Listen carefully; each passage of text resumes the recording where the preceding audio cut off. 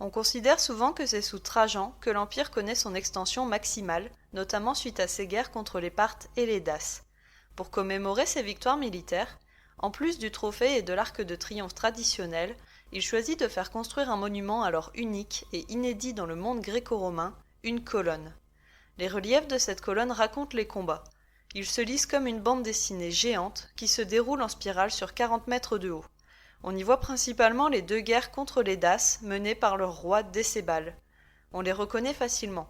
Ils sont vêtus comme des civils, avec de simples braies et une tunique, face à des Romains lourdement armés et cuirassés. Les Daces sont considérés comme des barbares orientaux. C'est pourquoi on les représente comme les Perses, avec un bonnet phrygien et une lame courbe. Au cours de ces guerres, les Romains se retrouvent confrontés à des peuples qui n'ont pas du tout été romanisés et qui sont capables de leur infliger de lourdes pertes.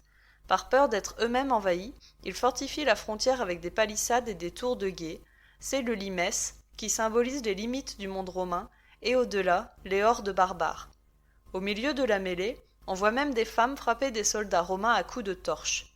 C'est une scène unique dans l'iconographie romaine, sans doute inspirée de faits réels, et qui prouve la violence inouïe des combats du IIe siècle. Cette période, ressentie très durement par les Romains, marque la fin des conquêtes et annonce déjà le déclin territorial de l'Empire.